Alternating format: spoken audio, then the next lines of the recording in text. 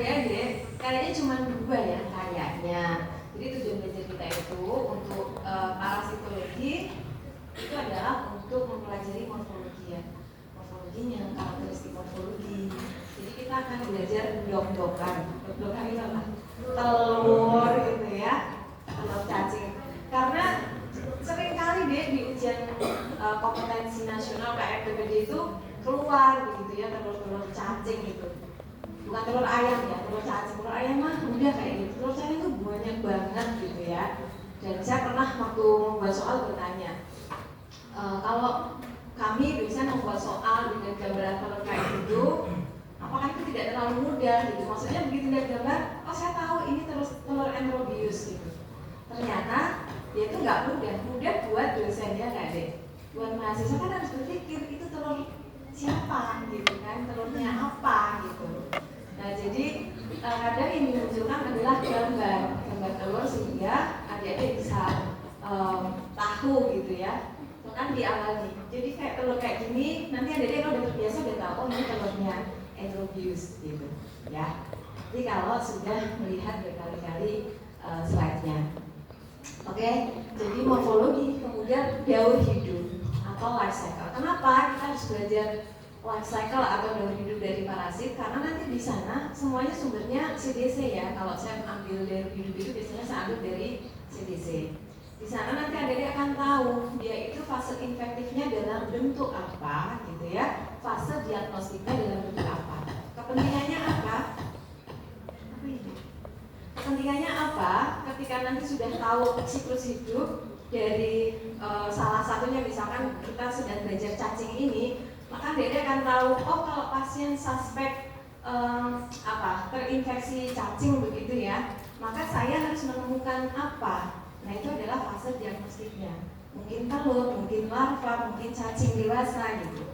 Kemudian yang berikutnya adalah kita juga belajar fase infektifnya. Kenapa? Karena kalau kita tahu fase infektifnya, bagaimana transmisi dari parasit itu masuk ke host adalah kita sebagai manusia, maka kita bisa memutus rantai penularan infeksi. Paham? Nah itu ya, itu adalah daur hidup. Untuk sekarang ini kita akan belajar nematoda intestinal dan juga nematoda jaringan. Nematoda intestinal yang agak cukup banyak.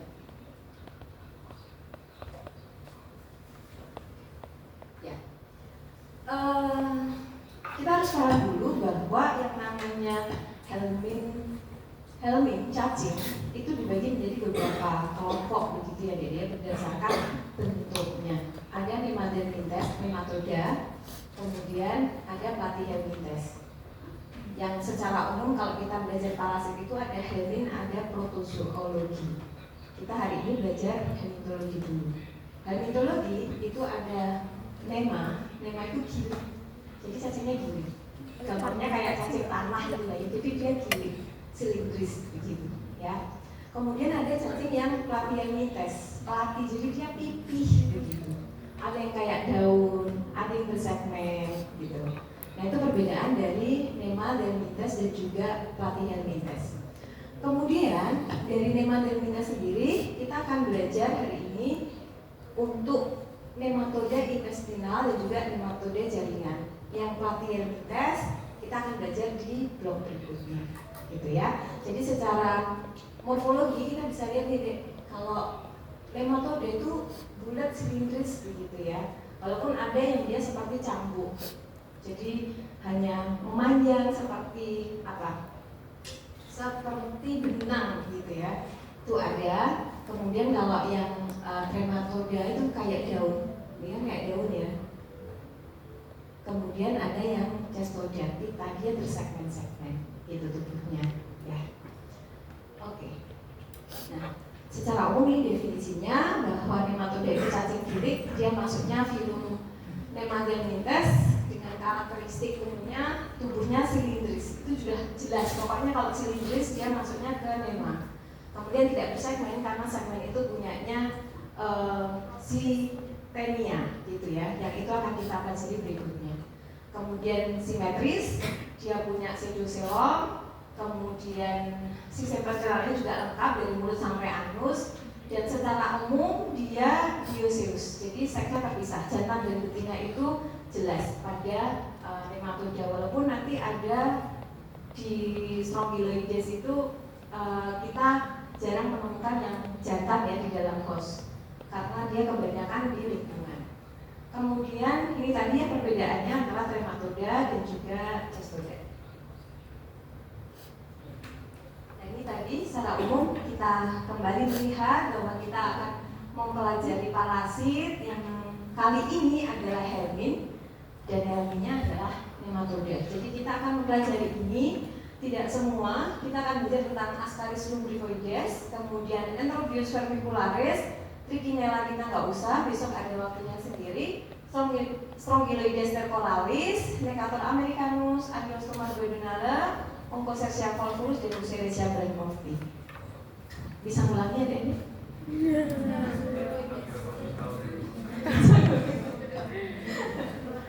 Ya, sedangkan yang Parthianides kita sekedar tahu aja bahwa ada cestoda dan juga ada trematoda, gitu ya.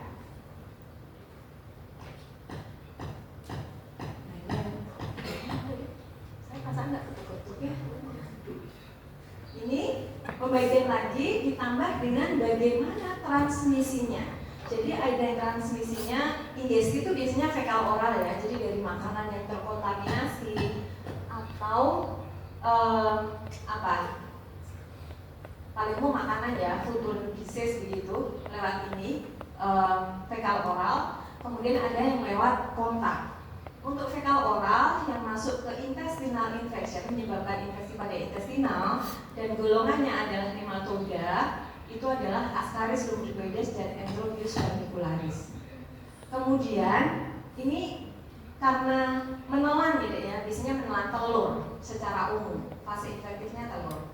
Sedangkan yang dia kontak itu ada Strongyloides tercolaris, Necator americanus, dan Angiosperma duodenale. Kenapa dia kontak? Karena dia penularannya nggak lewat makanan. Tapi ketika seseorang pada daerah endemis begitu ya, yang dia higienitasnya nggak bagus, nggak pakai sandal, bahkan tanpa perlu ada trauma di kulit. Jadi kulit pintar. Dan di situ daerah endemis, ketika ada larva dari Strongyloides atau Necator atau Angiosperma, maka dia bisa masuk. Gitu ya, masuk ke kulit, kemudian dia beredar masuk ke peredaran darah, ke paru, masuk ke pencernaan, mulailah menginfeksi dari intestinal, gitu ya. Jadi dia by kontak, bukan karena menelan telur, tapi lebih karena kontak dengan larvanya. Kemudian yang berikutnya, yang jaringan umumnya itu ditransmisikan karena gigitan. Umumnya adalah gigitan nyamuk ya. Ada Onchocercia volvulus dan juga Bucericia blankmorti. Ada tambahan satu lagi, mungkin hampir sama masuk di ingesti, yaitu Trichuris trisiura. Saya nggak tahu kenapa di sini tuh nggak masuk begitu ya. Dan saya cari di buku yang ini, Trichuris hanya nyempil di bawahnya keterangan gitu. Padahal kasusnya banyak. Trichuris trisiura, ya. Nanti kita bahas. Nah kalau kita lihat si nematoda tadi menginfeksi manusia, maka dia ada lokasinya begitu ya. Lokasinya di intestinal, ada yang small intestine, ada yang large intestine. Ya, ini yang kita akan pelajari. Yang di small intestine ada Ascaris.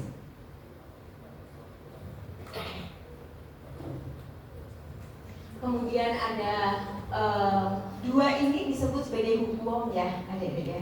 Ankylosoma dan Necator itu disebut sebagai hookworm, cacing tambang begitu. Kemudian Strongyloides, Trichinella tadi kita skip, sama Capillaria kita skip karena ini juga jarang.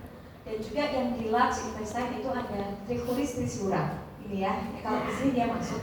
Kemudian ada Enterobius vermicularis. Jadi lokasinya menginfeksi manusia pun berbeda, gitu ya. Demikian juga dengan yang nematoda jaringan. Yang kita pelajari hari ini adalah Bucericia blankmorti, di mana dia tinggalnya ketika menginfeksi manusia itu adalah di limfatik. Limfatik itu dewasa, tapi nanti ketika dia membentuk mikrofilaria, dia ada di darah gitu. Nanti kita akan bahas lebih lanjut. Kemudian yang di kulit ini ada yang kita bahas hari ini yang Onchocerca fulvulus gitu ya. Tapi lagi-lagi itu nggak ada di Indonesia. Ini nggak ada di Indonesia. Tapi Dedek harus tahu gitu ya. Nah, kita masuk ke yang pertama. Yang pertama dari berapa tadi Dek? Ascaris, Metator, terus Trichinella, Euphorbia, Sompiloides. 7 ya? Ya, 7. Kalau adik-adik sudah baca, sudah bisa mengerjakan, kita bisa selesai kuliahnya. Kan ada soalnya ya. Ya, kita ke Ascaris lumbricoides. Jadi Ascaris ini adalah cacing nematoda terbesar yang menginfeksi manusia. Dan manusia itu satu-satunya host pest. Saya sudah kuliah tentang host gitu kan ya? Sudah kan? Oh ya, alhamdulillah, berarti harusnya ingat ya. Jadi manusia itu satu-satunya host tempat dia tinggal gitu. Jadi dia nggak bisa menginfeksi yang lain. Penyakit yang ditimbulkan disebut sebagai Ascariasis. Gitu. Kemudian dia kosmopolitan, artinya apa? Dia banyak sebenarnya di sekitar kita. Kalau ada ingat yang kasus di Jawa Barat itu ya karena Ascariasis gitu ya. Karena Ascariasis dan dia memang banyak di daerah tropis dan subtropis. Apalagi higienitas sanitasinya tidak bagus gitu ya. Kemudian di Indonesia sendiri prevalensinya angka kejadiannya masih tinggi loh, 60 sampai 90%. Artinya masih banyak orang-orang yang terinfeksi Ascaris. Cuman adik-adik kalau dia masih terinfeksi yang sedikit itu nggak tahu. Tapi kalau kasusnya dia yang sudah bikin obstruksi banyak, dia kan sudah keluar lewat hidung karena begitu kan. Nah itu baru ketahuan kalau seseorang itu mengalami Ascariasis gitu ya. Kemudian morfologinya mungkin kita akan lihat yang berikutnya aja. Sebelum morfologi ke life cycle atau daur hidupnya. Jadi disi-disi itu menyediakan hampir semua life cycle dari parasit. Nah di sini tadi yang saya sampaikan pentingnya kita mengetahui life cycle itu. Yang pertama, ini ketika seseorang mengalami Ascariasis begitu ya di dalam tubuhnya. Tadi terpisah ya jantan dan betina. Pada nematoda itu jantan dan betinanya itu jelas. Morfologinya juga berbeda antara cacing jantan dan betina. Kemudian Ascaris ini dia menginfeksi dari small intestine, tapi dia bisa masuk ke pembuluh darah. Kemudian jalan-jalan dong. Kalau udah di pembuluh darah itu kan dia suka-suka dia mau mampir kemana, gitu kan? Nah kalau sudah masuk ke pembuluh darah, dia akan mampir ke paru, ke paru-paru. Di paru-paru ini tentu saja adik-adik kalau di paru-paru kita itu ada sesuatu gitu ya, ada benda asing, refleks kita apa? Batuk, ya kan? Demikian juga Ascariasis ini ketika larvanya jalan-jalan kok mampirnya di paru-paru, dia akan menyebabkan Loeffler syndrome. Jadi dia batuk, eosinophilia gitu ya. Jadi angka eosinofilnya tinggi begitu. Kemudian kalau dia batuk mengeluarkan sputum bisa ketemu larvanya gitu. Jadi larvanya walaupun dia menginfeksi intestinal tapi bisa ketemu loh larvanya itu di sputum gitu, ya.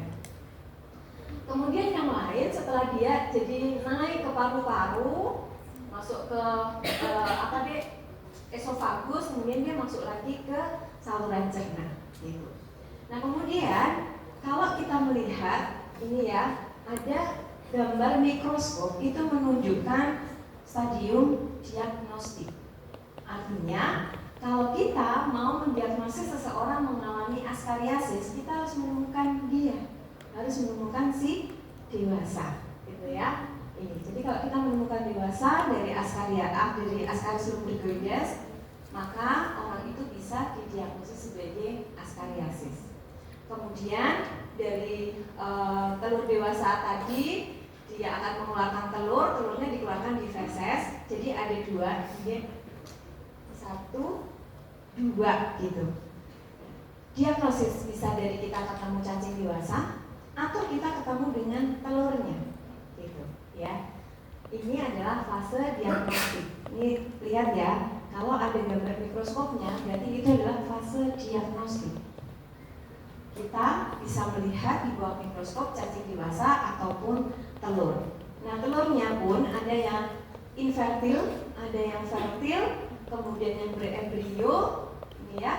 Nah, embrio ini, telur yang berembrio ini kalau tanpa sengaja tertelan, nah dia akan menyebabkan askariasis. Gambar hazard inilah yang menunjukkan dia sebagai stadium infektif, gitu ya.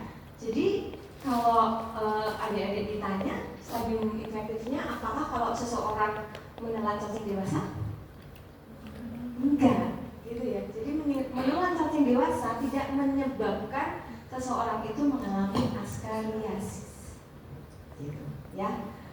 Bahkan telur pun kalau dia yang infertil, kemudian fertilized egg, ini juga tidak menyebabkan infeksi. Infeksinya ketika seseorang itu menelan telur yang embryonated, telur yang di dalamnya mengandung larva, gitu ya. Clear ya? Ini satu, saya kasih contoh, nanti di hidup yang lain hampir sama. Lihat gambar mikroskopnya apa, itu adalah stadium diagnostiknya. Kemudian kalau hazard itu adalah stadium infektifnya, gitu ya. Jadi fase infektifnya apa nih? Telur berembrio. Oke, fase diagnostiknya ada cacing dewasa. telur apapun bentuknya sebenarnya dan cacing dewasa. Oke, lanjut ya. Nah, sekarang kita ke morfologinya. Yang pertama adalah ya, Ascaris lumbricoides tadi ya, dia cacing terbesar, kemudian dia jantan dan betina terpisah. Artinya kita harus membedakan cacing jantan itu morfologinya kayak mana, cacing betina itu kayak mana. Itu memang apa yang kita pelajari, gitu ya. Kemudian secara morfologis, dimorfisme seksual tadi, jadi itu benar-benar seksualnya terpisah antara jantan dan betina. Karena ada yang hermafrodit ya, ada ya. Jadi dalam satu tubuh ada jantan dan betina. Tapi kalau sebagian besar nematoda intestinal ini, dia dimorfisme seksualnya itu benar-benar jelas terpisah. Kemudian yang kita lihat nanti ukuran tubuhnya juga beberapa karakteristik dari bentuk ujung posterior dari cacing dewasa, gitu. Nah, tadi bentuknya dia silindris, spindle shape, kemudian warna dari Ascaris itu putih krim. Ini kita masih bisa lihat dengan kasat mata ya, kalau cacing Ascaris ini. Jadi tidak perlu pakai mikroskop, kita bisa melihat dengan jelas. Putih krem, kadang kekuningan, kadang merah muda sampai pucat. Permukaannya dia ditutupi oleh kutikula tebal. Kemudian kalau kita lihat ini di bagian mulutnya, mungkin dari sini nggak kelihatan, kalau dari kita bisa kelihatan ada 3 bibir begitu ya, 1, 2, 3, anteriornya 1, posteriornya 2, gitu ya, ada 3 bibir. Kemudian untuk nematoda umumnya dia tidak punya sakar. Sakar itu punyanya platy kebanyakan ya, platy helmithes itu punya sakar. Tapi kalau nematoda dia bukan yang menggigit gitu ya pakai mulutnya, tidak gitu. Karena umumnya nggak punya sakar. Nah, sekarang kita bedakan antara cacing dewasa jantan dan betina. Umumnya pada nematoda ini emang ini apa deh? Cacing betina dewasa itu ras yang tak terkalahkan gitu ya, sama kayak kita ya. Dia itu ras tak terkalahkan. Maaf ya yang laki-laki, maaf. Gitu. Karena dia secara ukuran lebih gede. Gitu. Betina, cacing, di sini ya, adik-adik ya. Ukuran betina itu lebih besar daripada jantan. Gitu. Ukurannya bisa 20 sampai 40, sedangkan jantannya masih lebih kecil. Tapi saya nggak pernah ujian menanyakan berapakah ukuran, enggak ya, nggak usah ya. Saya tidak pernah menanyakan ukuran yang berapa volume, berapa ukuran, enggak lah ya. Ada lebih banyak pertanyaan lain yang membuat klinikal misalnya adik-adik jalan. Kemudian yang kita lihat lagi adalah ujung posteriornya. Jadi ujung posterior dari cacing betina itu dia lurus, nggak melengkung. Beda dengan yang jantan, dia punya kayak tail begitu ya, punya kait di ujung posteriornya. Ini yang jantan. Perbedaan antara cacing dewasa betina dan jantan selain ukuran juga kita lihat ujung posteriornya, gitu ya. Oke, kita lanjutkan. Itu cacing dewasa. Yang berikutnya kita lihat telurnya deh. Benar-benar ya, belajar telur ini. Ya, tadi sudah disampaikan bahwa cacing dewasa kemudian telur itu merupakan fase diagnostik yang kita bisa memeriksanya dari pemeriksaan feses. Karena tidak semua infeksi nematoda itu kita bisa melihat dari feses. Nanti akan ada berikutnya. Kemudian secara morfologi telur bisa dibedakan dari yang infertil atau unfertilized, infertil yang dia decorticated, kemudian fertilized, dan yang dia punya embrio di dalamnya. Kalau yang unfertilized ini dia nggak infektif ya. Jadi dia tidak menyebabkan infeksi. Yang menyebabkan infeksi adalah yang embryonetic, infektif ya. Jadi perbedaan ini penting karena nanti pemeriksaan di lab itu kita bisa menentukan viabilitas itu apa ya, kemampuan dia untuk berkembang lagi. Misalkan ini dia udah nggak viable, ya udah berhenti di sini gitu. Tapi yang ini viabilitasnya tinggi karena dia akan berkembang. Gitu. Jadi viabilitasnya, potensi infektifnya, kemudian juga interpretasi klinis. Kita lihat satu persatu telurnya. Tadi yang infertil atau unfertilized egg-nya ini tentu ya dihasilkan oleh betina tapi dia tidak dibuahi. Jadi telurnya dihasilkan tapi tidak dibuahi. Kemudian ini sudah saya coba bold, ciri morfologi utamanya. Jadi dia lonjong oval begitu. Kemudian memang ukurannya untuk yang infertil ini lebih gede dibandingkan dengan yang fertil. Jadi secara ukuran dia lebih besar. Kemudian dindingnya juga relatif tipis. Dan ini lapisan albuminoidnya ini tidak teratur. Itu punyanya telur yang infertil. Isinya apa? Isinya adalah massa granular yang amorf gitu ya, dia tidak terorganisir. Kemudian ya ini tampak kacau gitu. Jadi nggak jelas. Terus sama ini ukurannya dia lebih besar ya. Tidak terlalu penting. Kita lanjutkan. Untuk yang berikutnya adalah telur yang fertil. Kalau fertil tentu saja telur tadi ada proses pembuahan dari cacing jantannya. Nah kita lihat dia morfologinya, dia oval dan lebih kecil ya. Ini bukan karena di zoom in zoom out, tapi secara morfologi memang telur yang fertil ini lebih kecil dibandingkan yang infertil, gitu ya. Kemudian dindingnya dia tebal. Ini dindingnya tebal, terdiri atas 3 lapisan. Lapisan albuminous coat, mamillated, itu biasanya dia kata kunci, gitu ya. Mamillated, kemudian permukaannya kasar, dari titin tebal, dan juga lapisan lipid yang dalam.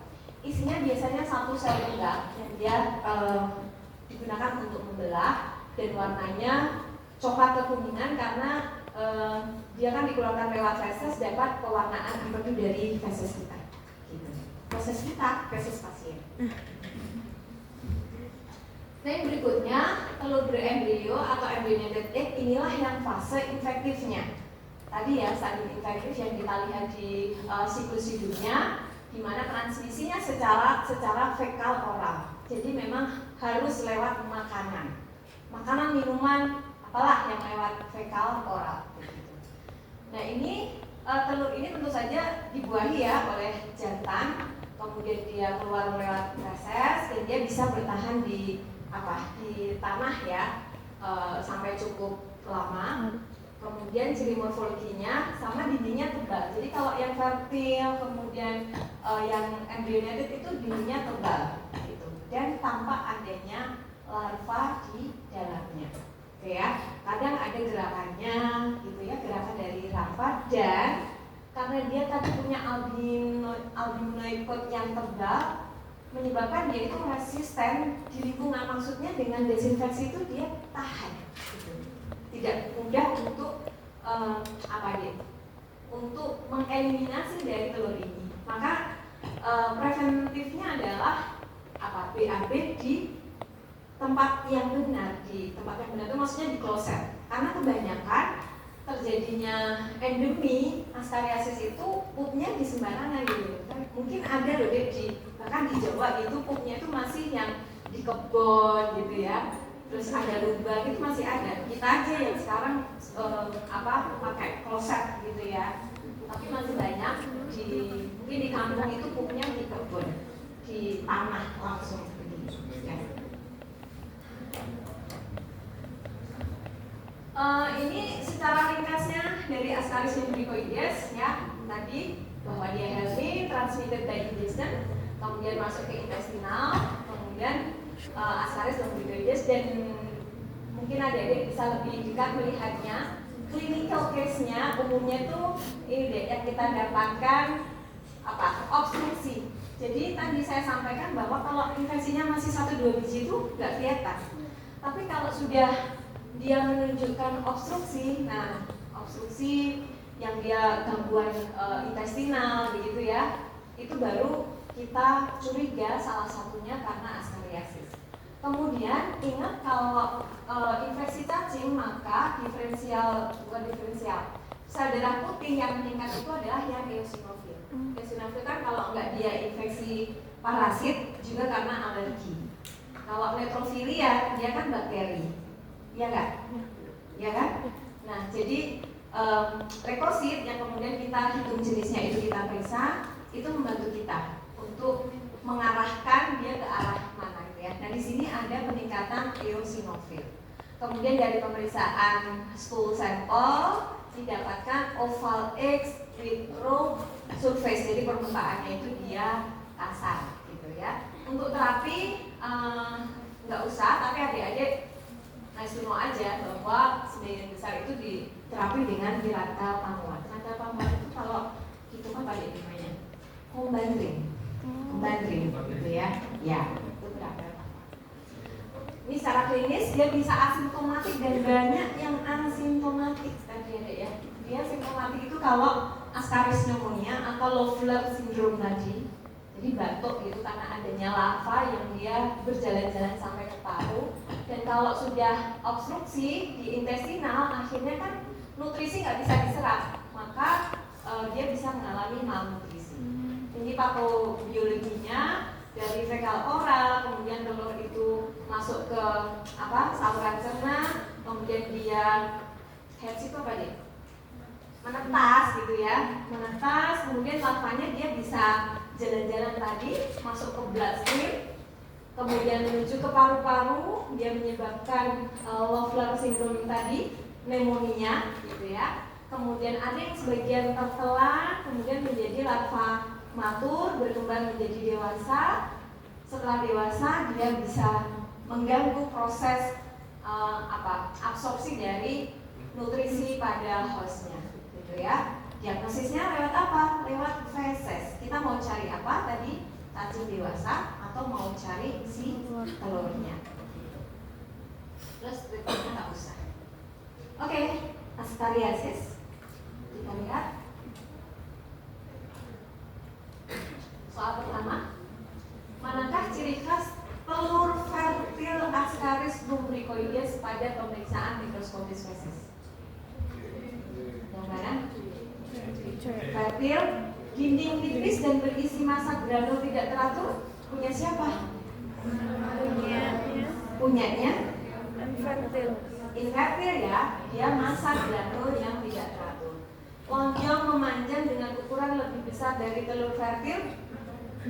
Ya infertil dong. Tapi kan senang dapat soal yang di sekolahnya gitu, udah jelas salah gitu kan.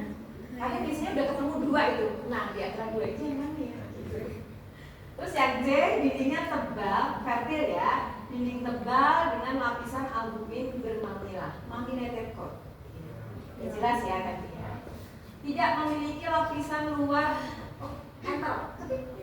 tidak memiliki lapisan luar albumin, enggak ya, semua itu punya, semua punya ya. Untuk lapisan albuminnya, mengandung larva motif stadium L3, punyanya siapa? punyanya embryoneted, kan? Enak banget ya soalnya ya, terlalu mudah. Yang berikutnya, apakah yang menjadi karakteristik telur infertil Ascaris lumbroides? Yang mana? Infertil, oval, simetris dengan isi satu sel? Enggak ada isinya kan? Oke. Terus dinding tebal dengan lapisan mammillated jelas? Fertil. Oke. Terus ukuran relatif lebih besar dan bentuk lebih lonjong? Mungkin bisa jadi. Mengandung embrio stadium L2? Enggak dong, enggak ada embrionya ya. Memiliki operculum di salah satu kutub? Jelas enggak. Gitu. Nanti kalau dua kutub punyanya trichuris trisura. Oke ya, jelas ya. Jadi dinding tebal dengan lapisan mammillated jelas. Bukan. Yang mana deh? Yang C ya. Oke. Kita lanjut yang berikutnya. Setelah Ascaris kita ke Enterobius vermicularis. Nama lainnya adalah Oxyuris vermicularis. Oxyuriasis, Enterobiasis, gitu ya. Atau cacing kremi. Sama, dia kosmopolitan. Kemudian Enterobius vermicularis ini nematoda intestinal yang umum dan terjadi pada anak-anak, gitu ya, pada anak-anak. Kalau Ascaris dia diagnostiknya menggunakan feses, pemeriksaan feses, maka enterobiasis itu nggak bisa pakai feses. Jadi dia tidak dikeluarkan lewat feses, gitu ya. Tapi menggunakan selotip yang ditempel pada kulit perianal, metode selotip, gitu. Jadi dia nggak bisa dari feses, tapi dari scotch tape, begitu ya. Saat nokturnal, malam hari itu agak susah ya. Masa kita periksanya malam hari gitu. Itu kita tempelkan selotip biasa, selotip yang bisa kita pakai itu deh. Oh iya? Iya, isolasi biasa. Selotip biasa kita tempelkan di anusnya, gitu ya. Tempelkan di anusnya, nanti telur-telurnya ini akan nempel, gitu ya. Nah, baru kita lihat di bawah mikroskop. Kita nggak akan susah deh untuk menemukan cacing dewasa ataupun telur itu di feses. Susah. Maka pakai selotip, ya. Oke? Kita lanjutkan yang berikutnya. Jam hidupnya sama ya. Kalau kita lihat berarti fase infektifnya apa deh? Telur berembrio. Ya, ini juga fekal oral kan tadi? Fekal oral. Terus fase diagnostiknya ketemu larva. Larva kah? Larva. Telur. Telur, ya, telur. Sebenarnya kita bisa melihat cacing dewasa sih, deh. Cacing dewasa itu kita bisa lihat mungkin sekitar 1 cm begitu ya. Di perianal pasien itu kita bisa melihat cacing betina terutama ya. Tapi biasanya kita mendiagnosisnya memang menggunakan morfologi dari telur cacing. Kita lihat untuk dewasanya, tuh kan, betina itu memang luar biasa. Ukurannya lagi-lagi lebih gede dibandingkan dengan cacing jantan, gitu, ya. Kemudian dia bentuknya seperti benang halus, sehingga disebut thread line. Habitatnya kalau Ascaris itu kan tadi intestine gitu ya. Kalau si Enterobius dia lebih bawah, jadi dia di sekum dan juga di kolon. Habitatnya pada host, udah beda ya. Kemudian kalau ini sifatnya sama, jantan dan betina terpisah, di mana betinanya lebih panjang, lebih gede gitu ya. Tapi ini yang membedakan, kalau betina dia itu pin-like tail, jadi seperti jarum, runcing tajam. Tapi kalau yang jantan gitu ya, dia punya ujung posterior yang melengkung.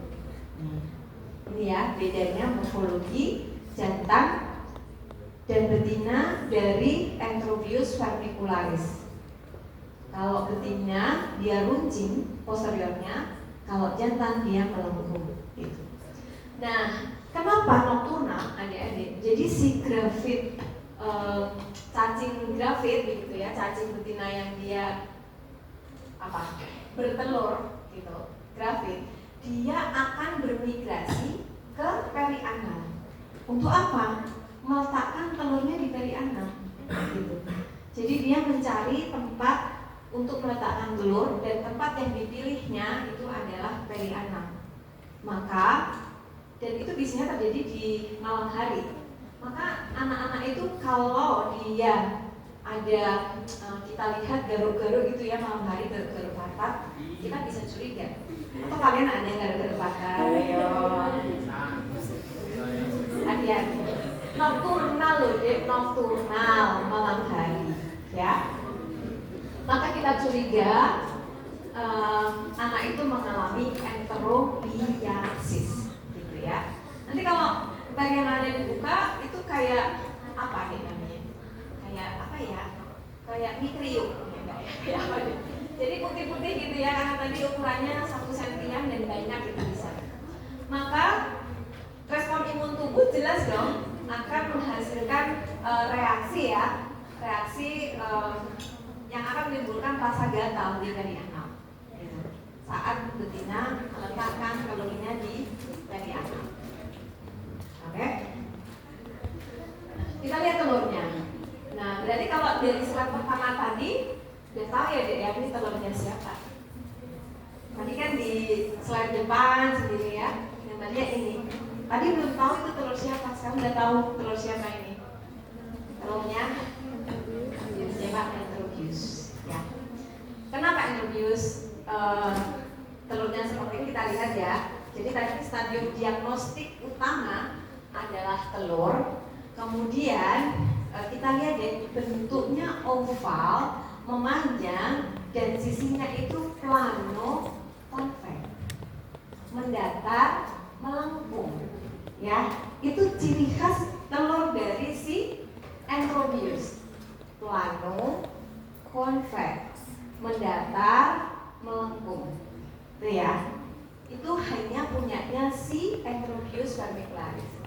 Plano, konveks. Bukan ini kejepit terus dia pipih, enggak. Ya memang cirinya begitu gitu ya. Ciri telur dari Enterobius vermicularis maksudnya dia plano, konveks. Ada yang flatten, kemudian yang satunya dia melengkung. Jadi ini sangat khas dan membedakan dari telur cacing yang lain. Kemudian yang ini mungkin tidak terlalu. Kemudian isi telurnya ya, dia mengandung embrio yang tadi diletakkan di perianal begitu ya. Kita lanjutkan lagi. Nah ini ringkasannya tadi Enterobius vermicularis gitu, sama-sama intestinal, digestif. Kemudian kita lihat deh kasusnya mother. Jadi ibu bawa anaknya karena punya kebiasaan negatif, kebiasaannya nggak biasanya gitu ya. Biasanya dia akan ini ada stretch di anal, ada apa? Luka garukan. Kan gatal ya tadi ya. Jadi dia ada luka garukan di regio anal gitu. Dan si cacing tadi dia bisa autoinfeksi ya deh. Terutama pada anak-anak yang perempuan. Cacing tadi yang betina masuk lewat vagina. Jadi nanti anak yang mengalami discharge gitu ya, hati-hati, bisa karena si enterobiasis ini ya kan tidak asing masuk ke vagina, pasti respon imun tubuh kan mengeluarkan, menghasilkan banyak mukus begitu kan untuk dikeluarkan. Jadi anak-anak bisa mengalami discharge, keputihan begitu, yang mungkin salah satu penyebabnya adalah enterobiasis. Kemudian nah ini, jadi pemeriksaannya adalah Scott State, menempelkan isolasi itu pada bagian analnya, gitu ya, Scott State. Oke. Sama perianal itchiness, gatal pada perianal itu adalah manifestasi klinisnya, gitu. Kemudian patobiologinya sama tadi kayak ya, jadi dia karena fekal oral, fase infektifnya apa? Tadi apa deh? Telur. ketelan gitu, kemudian menetas di duodenum dan ileum, kemudian dia matur begitu, kemudian met in colon. Setelah itu pada malam hari si female akan bermigrasi ke arah dari rektum ke perianal, kemudian meletakkan telurnya. Nah, itulah yang menyebabkan manifestasi perianal igenis, gatal daerah perianalnya. Kita juga bisa melihat ada scratchingnya juga ya di sekitar sana karena garukan, dan itu juga bisa menyebar. Jadi kalau bekas garukan kan kukunya bisa jadi ketempelan si telur kan deh, dia di dia apa namanya spray gitu ya, di spray itu bisa menularkan ke orang lain gitu ya. Oke, selanjutnya tidak usah. Nah ini jadi saya cari dia nggak punya tampungan tersendiri yang trikuris trisurannya dimasukkan di sini, nggak apa-apa. Saya tambahkan sendiri ya, yang trikuris. Oh soalnya, seorang anak usia 6 tahun mengalami pruritus ani. Kadang kita udah tahu pruritus ani, nanti endometriosis dong. Tinggal mau tanya apa? Diagnosis, masih infektif, gitu ya. Kalau kita mempelajari soal kayak gitu. Jadi ada clue-clue yang kita kadang nggak perlu baca semuanya. Apalagi soalnya panjang, habis dong waktunya. Jadi dari sini pruritus ani gitu ya, memberat pada malam hari, nokturnal, udah kita sudah tahu A to Z-nya. Pemeriksaannya tambah Scott step test lagi, enggak kan? Enggak mau tanya apa terkait endometriosis. Apakah etiologi yang paling mungkin apa deh? Etiologi surbicularis kan? Masa askaris? Enggak dong, gitu kan? Kalau ditanya apakah etiologi yang paling mungkin gitu. Mungkin nanti di level lanjut ada yang akan tanya apakah penata laksanaan farmakologi yang paling tepat. Nah, jadi kayak gitu. Jadi dari satu vignette ini bisa keluar beberapa anak soal gitu. Kemudian dari Scott State Test ada telur berbentuk oval dengan salah satu sisi datar. Kalau enak banget nih soalnya ya. Kemudian ciri khas telur tersebut adalah apa deh? Memiliki operculum? Enggak.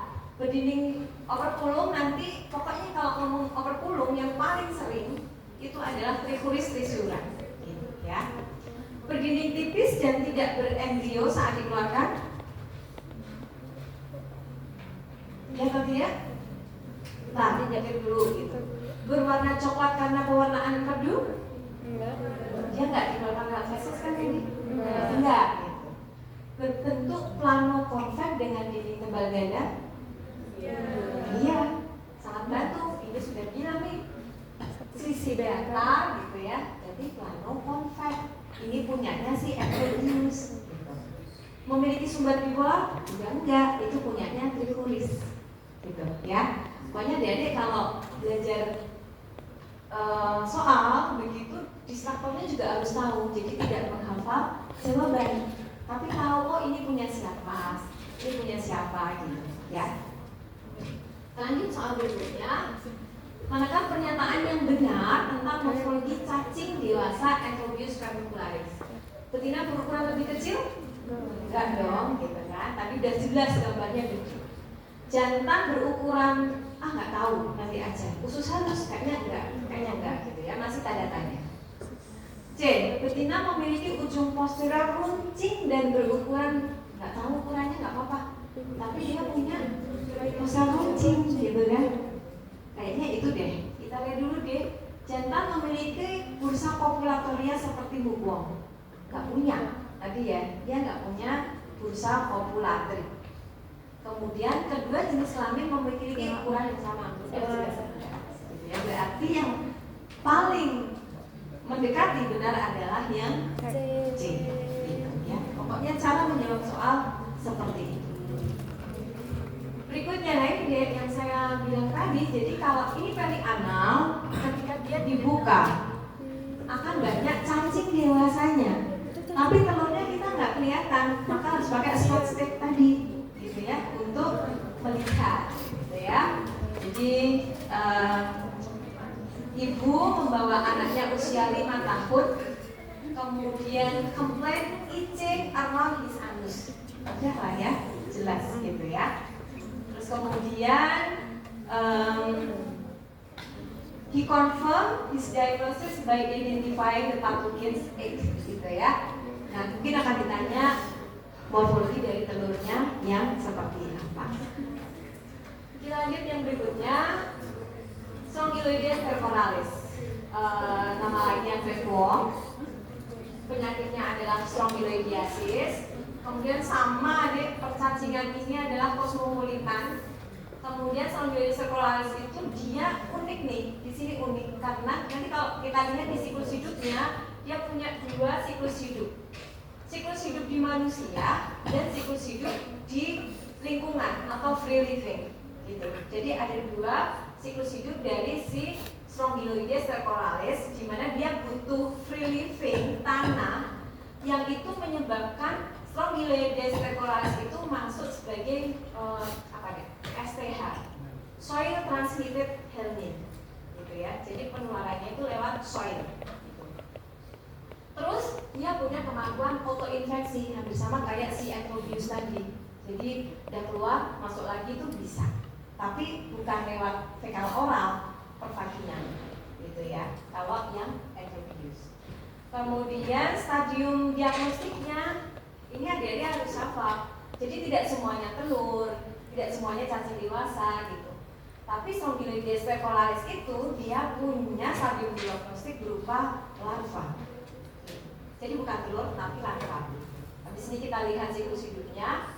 Kemudian pemeriksaan feses rutinnya kita nggak akan cari telur, nggak akan cari cacing dewasa, tapi mencarinya adalah larva.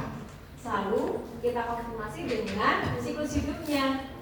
Nah tadi saya sampaikan bahwa unik karena dia punya 2 siklus hidup. Yang biru ini adalah di manusia, yang merah ini adalah di lingkungan. Jadi 2 siklus hidup gitu. Dan dia memang membutuhkan lingkungan untuk terjadi perubahan morfologi dari jantan, telur sampai ke larva gitu ya. Yang jadi fase infektifnya apa deh berarti? Apa? Apakah telur jadi fase infektifnya? Larva ya. Larva yang filariform. Kemudian diagnostiknya kita harus nyari apa?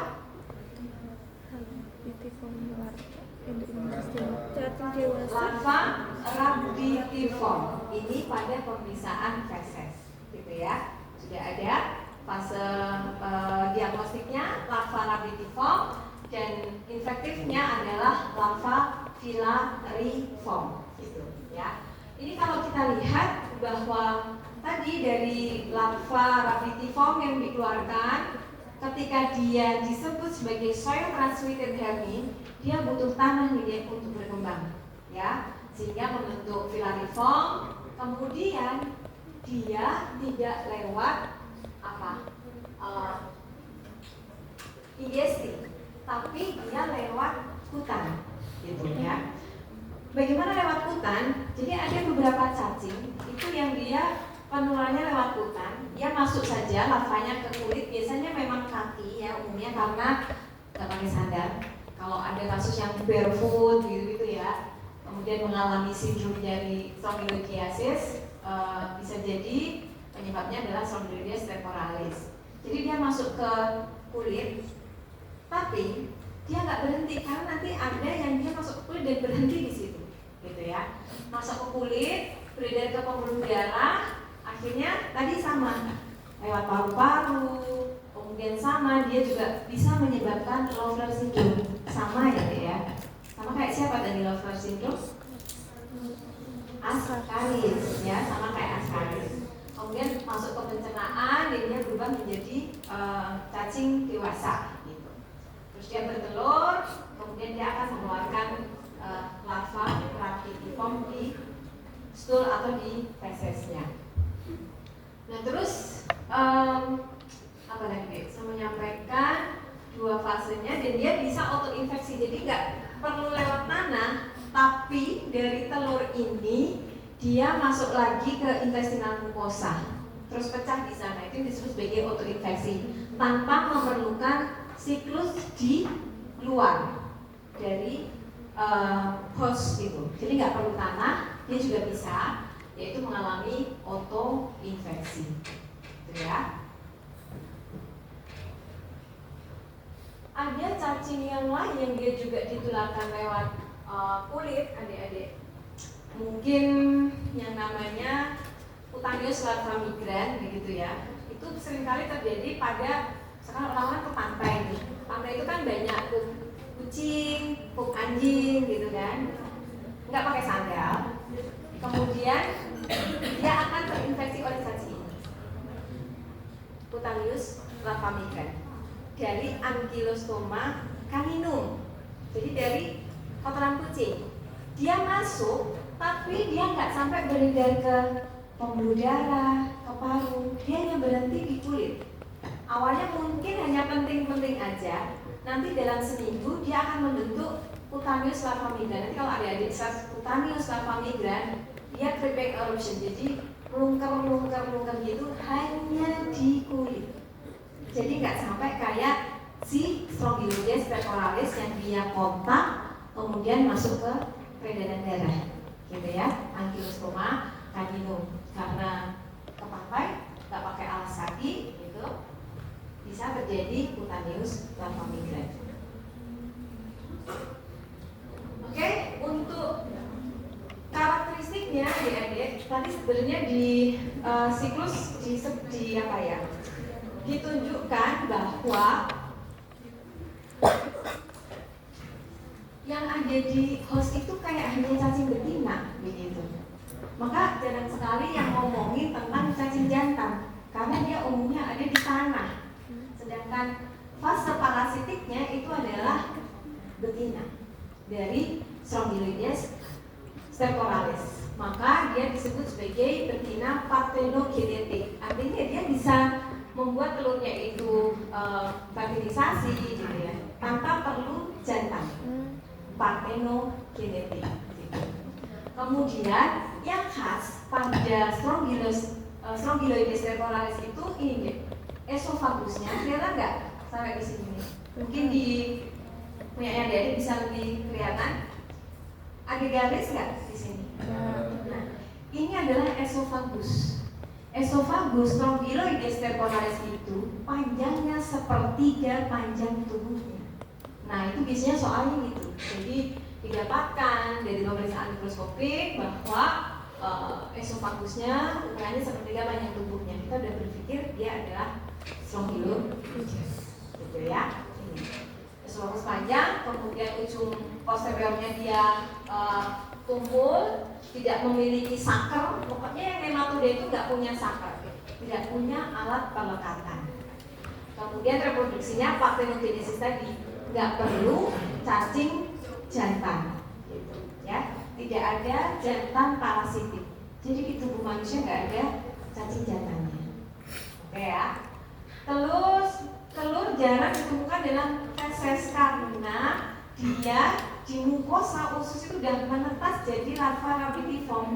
Makanya dari pemeriksaan feses kita nggak akan menemukan telur sebagai stadium apa deh diagnostiknya, tapi akan menemukan si larva rapitiform untuk stadium diagnostiknya. Telur nggak usah karena kita nggak akan melihat telurnya kan ya di feses itu. Kita lanjutkan. Oh ya, dia sebenarnya bisa saat pemeriksaan itu dari mukosa usus atau dari aspirat junun. Tapi ini kalau sudah dia super infeksi berat. Namanya untuk Strongyloides stercoralis, pemeriksaannya dari dia manifestasi klinisnya bisa diare, adik-adik. Jadi sangat umum banget ya, neglected. Jarang kita memikirkan diare itu ke arah apa deh? Cacing. Sangat jarang. Itu nanti biasanya terakhir itu. Tapi kemudian ada ini ya, pemeriksaan spesimen. Kemudian ditemukan larva. Terus di sini pasien frequently walks around her house barefoot, nyeker, gitu ya. Jadi dia nggak pernah pakai alas kaki. Nah itu berarti kita bisa berpikir ke arah strongyloidiasis, gitu ya. Sama, dia awalnya bisa asimptomatik, pneumonia tadi ya, dia bisa Loeffler syndrome kayak Ascaris lumbricoides. Terus gastroenteritis, diare tadi, kemudian dia bisa autoinfeksi. Jadi telur nggak perlu sampai keluar, tapi dia masuk lagi ke dalam tubuh, gitu ya. Oke, kita lanjut lagi. Yang berikutnya adalah soal. Pada pemeriksaan mikroskopis ditemukan hematoda dewasa betina Strongyloides pecoralis dari mukosa usus. Manakah ciri morfologi yang paling khas? Punya bursa popularis? Enggak ya. Pokoknya bursa popularis itu tidak dimiliki oleh hematoda. Esofagus panjang sekitar sepertiga dari panjang tubuh? Iya deh. Ya, udah jelas gambarnya tadi. Ujung posteriornya sangat runcing seperti jarum. Punya siapa? Punya siapa yang tadi? Endometrius. Tubuh bersegmen dan pipi? Enggak, dia platyhelminthus kan? Oke. Operculum lagi-lagi? Enggak. Ya jelas ya, esofagus. Lanjut lagi, mengapa telur Strongyloides pecoralis yang ditemukan pada pemeriksaan tes rutin tidak diproduksi oleh betina? Enggak dong. Keluar lewat urin? Enggak. Itu punyanya Schistosoma hematobium gitu ya. Telur menetas menjadi larva sebelum dikeluarkan bersama feses? Iya. Telur memiliki dinding tebal? Enggak ya. Kita kan nggak periksa telur, jadi nggak bisa dong untuk mengidentifikasi morfologi telurnya. Telur hanya berkembang di dalam tanah? Enggak kan? Tadi di tanah nggak ada telur kan, Dek? Sudah larva. Oke. Kita lanjut, yang berikutnya adalah hookworm. Tadi sudah saya sampaikan bahwa hookworm itu ada dua ini, Necator dan Ankylostoma masuk ke hookworm, dan kita tidak bisa mengidentifikasi dari telurnya. Jadi telurnya sama, gitu ya. Kita nggak bisa, oh ini telur Necator, ini telur Ankylostoma, tidak bisa, karena dia sama. Habitatnya di usus halus, terutama Yinum, dan dia menghisap darah, sehingga manifestasi klinis dari infeksi hookworm adalah anemia. Karena dia kronis, anemianya apa, Dek? Apa? Dr. Zul? Anemianya apa? Kita lihat ukurannya gimana? Volumenya? Kalau anemia kronik? Kan ada macam-macam anemia tuh. Anemia apa? Apa? Mikrositik. Kalau penyakit infeksi kronik, adik-adik, anemia yang ditunjukkan adalah mikrositik hipokromik, gitu ya. Dan infeksi cacing tambang umumnya menyebabkan anemia, karena dia memang menghisap darahnya, gitu ya. Itu juga bisa dibedakan. Yang bisa dibedakan adalah morfologi cacing dewasa, terutama struktur kapsul bukal. Nanti kita lihat. Ini siklus hidupnya, ingat dia juga bukan lewat injeksi ya. Kita lihat tadi di slide yang awal, dia juga lewat kontak. Lagi-lagi, filariform larva adalah stadium infektifnya. Ya. Telurnya benar-benar mirip seperti ini dan dua-duanya sama. Yang membedakan adalah mulut dari dewasa. Ini untuk dewasanya, saya juga tidak bisa membedakan dewasanya, susah. Yang bisa kita bedakan adalah di mulutnya ini. Kalau Necator americanus dia punya cutting plate, dulu deh, plate, kelihatan ya. Jadi dia pipih begitu. Tapi kalau si Ankylostoma duodenale dia punya gigi. Ini lancip-lancip. Ini adalah gigi. Itu untuk membedakan dewasa dari Ankylostoma duodenale dengan Necator americanus. Sudah. Terus telurnya kita tidak bisa membedakan. Telurnya sama seperti ini ya. Telurnya oval, dinding tipis, tidak berwarna, di dalamnya ada beberapa belasomer, kemudian dia akan berkembang menjadi larva Rhamditiform.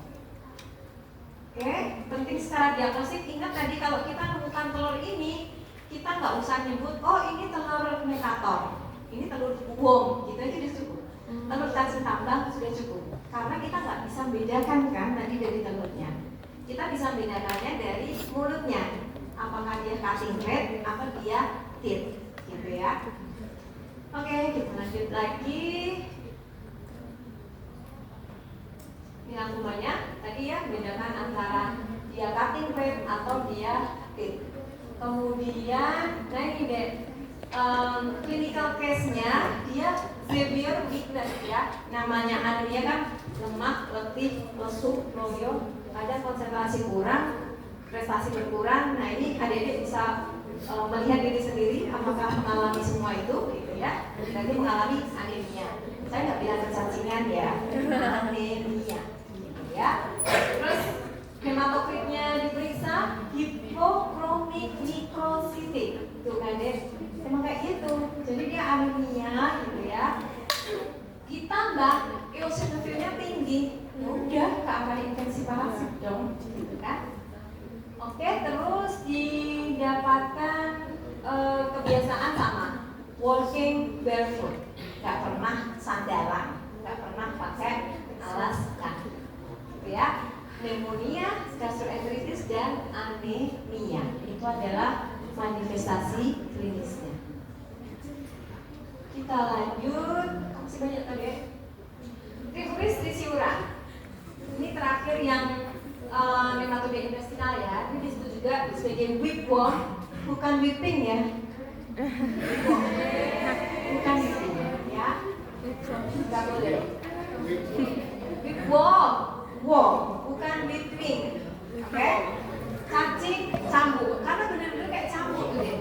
Kayak cambuk ya, ya. Terus khususnya manusia penyakitnya adalah trichuriasis. Yang khas di sini adalah dia hidup terutama di sektum dan juga di kolon. Jadi di yang bawah, dan khasnya bentuknya whipworm. Jadi seperti cambuk. Itu digunakan untuk nempel pada mukosa sektum ataupun kolon. Kemudian diagnosisnya adalah telur khas berbentuk lemon, ya. Kemudian ini punya dua kutub gitu ya, yang disebut sebagai sumbat bipolar. Gitu. Kadang saya menyebutnya seperti gentong. Gitu. Kalau ada yang tahu gentong sih, tahu gentong nggak? Kayak gitu. Itu kayak gentong gitu ya, bukan gentong kayak itu. Itu kayak gentong gitu ya. Jadi dia ada dua sumbat bipolarnya. Jadi di dua ujungnya ada sumbat bipolar. Ini khas untuk si Trichuris trisiura. Teori hidupnya, fase infektifnya adalah, oh ini dia nggak pakai gambar ya, kadang dia pakai ini deh, segitiga I atau D. I infektif, D diagnosis, ya. Infektifnya dia telur yang berembrio, ini kembali lagi dia ke apa dia namanya, penularannya lewat ingesti, fekal oral, gitu, ya. Terus diagnostiknya telur juga. Oke, kita lanjut lagi. Nah, Trichuris trisiura tadi secara umum morfologinya dia kan seperti cambuk ini ya. Kemudian warnanya merah muda pucat keputihan, berbentuk cambuk. Terus ini bagian anteriornya tipis. Ini digunakan untuk menembus mukosa usus gitu ya. Kalau dia udah menembus mukosa usus, dia akan melekat erat dan juga akan makan dari nutrisi dari host.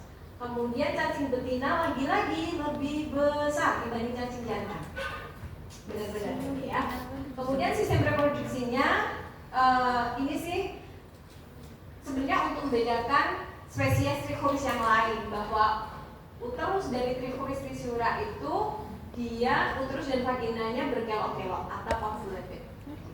Ya.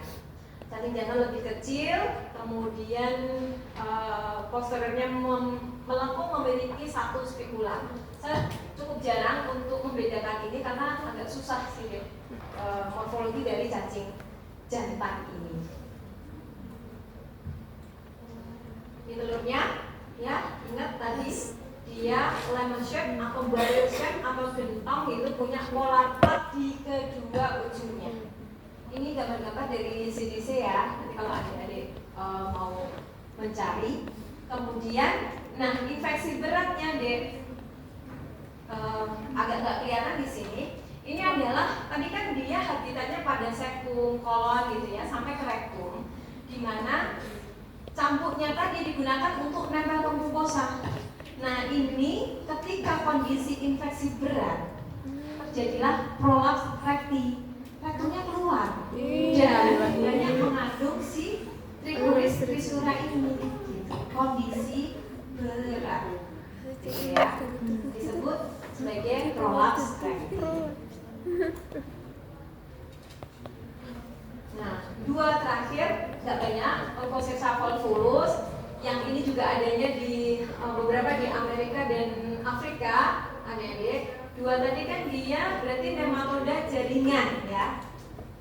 Transmisinya karena gigitan umumnya adalah nyamuk, jadi dia menggigit manusia, kemudian dia meninggalkan dewasa. Kalau onchocerca ini dalam bentuk nodul, mana ya gambarnya ya? Habis ini ya. Habis ini ya kayak gitu. Dia menyebabkan river blindness, jadi kebutaan gitu ya, karena dia memang umumnya menyerang bukan menyerang ya, awalnya di kulit, kemudian dia bermigrasi ke mata, menyebabkan onchocerciasis atau river blindness, jadi kebutaan gitu. Nah ini, cacing dewasanya di jaringan subkutan dan membentuk nodul. Jadi kalau kita mau mendiagnosis itu harus biopsi nodulnya, sehingga kita bisa menemukan cacing dewasanya. Sedangkan mikrofilarianya itu dia bermigrasi ke area terutama mata ini yang menyebabkan terjadinya kebutaan. Nah ini hampir sama dengan luang gitu ya, atau leiasis. Kemudian stadium diagnostiknya adalah kita menemukan mikrofilaria, biasanya di mata itu udah kelihatan deh. Jadi matanya itu ada kelihatan mikrofilarianya, gitu ya. Itu kemudian ini dia mikrofilarianya tidak punya selubung, tapi beda dengan yang Muceleria yang dia punya selubung. Ini onchocerca volvulus dia unseated. Oke. Apa ini ya? Inhabitants are blind, kemudian synod skin nodules and hyperpigmented rashes. Jadi dia punya ras, kemudian kulitnya ras dan ada nodul gitu ya. Oke. Terus kita lihat di sini manifestasi kulitnya nggak kelihatan ya. Ini kulit nih sebenarnya. Kulit tapi rusak. Dia ras, merah, nodul, menghitam gitu.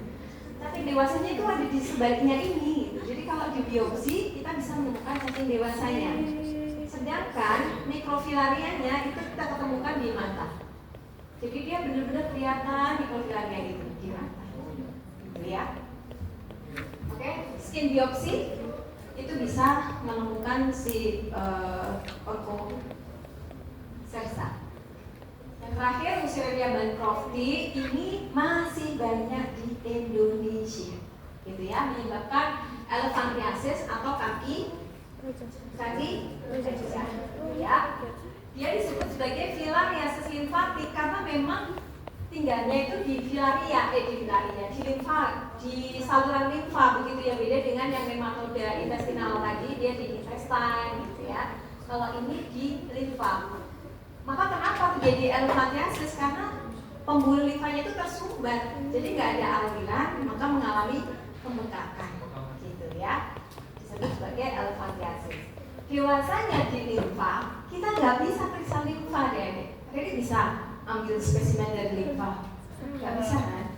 Ambilnya adalah dari darah, dan ini memang di daerah timur. Kalau mau periksa pasien-pasien elephantiasis itu periksa ke pasiennya malam hari. Kenapa? Mau dapetin si mikrofilaria, karena mikrofilarianya dikeluarkan di darah, gitu. Jadi nanti kita bisa periksa sediaan apus darah, gitu ya, untuk menemukan adanya mikrofilaria, bukan cacing dewasa. Karena cacing dewasanya ada di limfa. cairan limfa, pembuluh limfa, gitu ya. Oke, nah ini dia punya shape. Ini shape-nya, lapisannya, selubungnya beda dengan oncocerca. Selesai. Oh, belum ya. Ini rangkumannya aja ya. Rangkumannya bahwa si Musareria tadi ditularkan lewat gigitan nyamuk, gitu ya. Jadi mosquito bite kemudian masuk ke dalam tubuh, dewasanya di pembuluh darah, di pembuluh limfa, mikrofilarianya yang nanti akan dikeluarkan ini blood circulation. Jadi kita menemukan ini ya diagnostiknya mikrofilaria. Oke.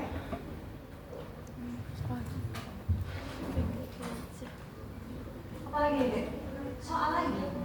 Seorang pasien dari daerah endemis Afrika mengeluh gatal kronis dan penurunan tajam penglihatan. Pemeriksaan skin snip menunjukkan mikrofilaria tidak berselubung dengan panjang bla bla bla dan ekornya meruncing. Apakah diagnosis yang paling mungkin? Apa deh? Kalau begini ini bukan diagnosis yang paling mungkin ya. Apakah etiologi? Kalau diagnosis ya elephantiasis gitu ya, onchocerciasis, moriasis itu diagnosis. Ini apakah etiologi yang paling mungkin? Onchocerca volvulus.